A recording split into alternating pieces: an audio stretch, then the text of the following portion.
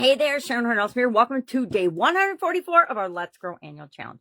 Today we're talking about identity, who we think we are, who we are, and mental growth. Now, identity is something, and I've got a season sweater on today because it reminds me that seasons change and so does our identity. I don't think that our identity is fluid, like who I thought I was and who I believed I was, what my identity was when I was 3 and 10 and 15 and 21 and 30 and 40 and 50 and 60. And yeah, now at 64, my identity has changed and morphed over the decades as I have grown and learned and gotten more in touch with who I really am and how I want to show up in the world.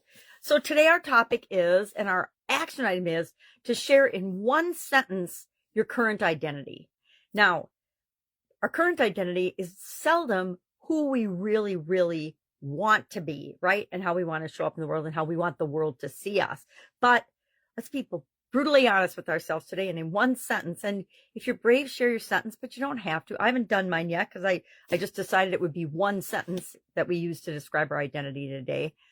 And how do we go about figuring out who that is? If you've never thought about who you are, you just start living your life and going along, then you're probably living more authentically than the vast majority of people on the planet, meaning you show up every day as who you are and you're in the present moment and you're paying attention and you're actually living your life.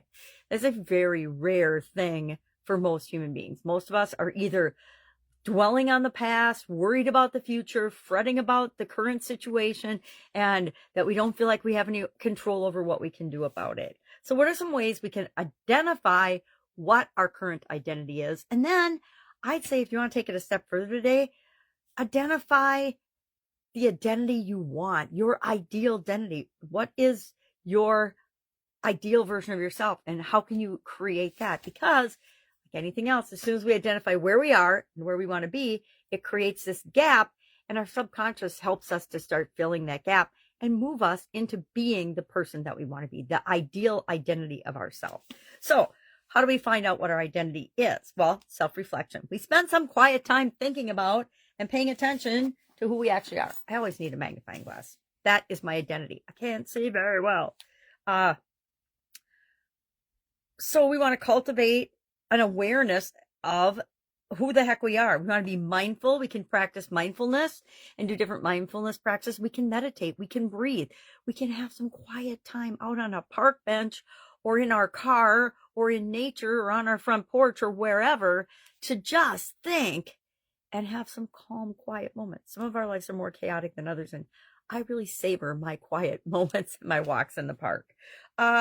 Secondly, we want to set clear goals and objectives. We want to know where we are right now and where we want to go, right? That's part of all last year. Every single day we worked on goals and goal setting. This year, we're working on growth in all the different areas and aspects of our life. And part of mental growth is saying, who the heck am I and who do I want to be? That's your identity.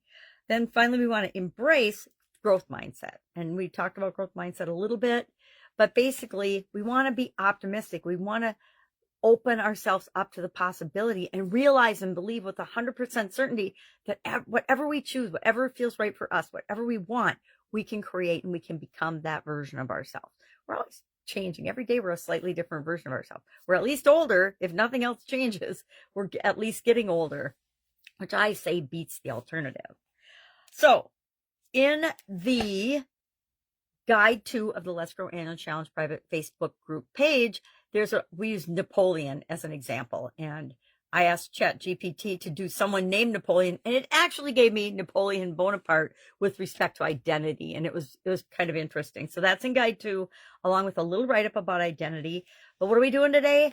We are going to share a one-sentence statement about, or we're going to write down a one-sentence statement about our current identity, right? Me, well, I haven't done mine yet, but I'm a grandma, I'm a mom, I'm divorced, but I like to leave that out because who cares? I'm single. I like that. Somebody told me when you've been divorced a while, you can just say you're single. You don't have to say you're divorced. But then you have to explain, why do I have kids and grandkids? You don't have to explain anything because your identity is whatever you want it to be. So one sentence identity, share if you're brave. I will figure mine out and share mine. I haven't done it yet, obviously. That's all I've got today. Any questions? Ask, ask, ask. I will say that till I turn blue. Not that my identity is a Smurf, but you understand what I mean. All right. Have an awesome day. And I'll, of course, be with you tomorrow.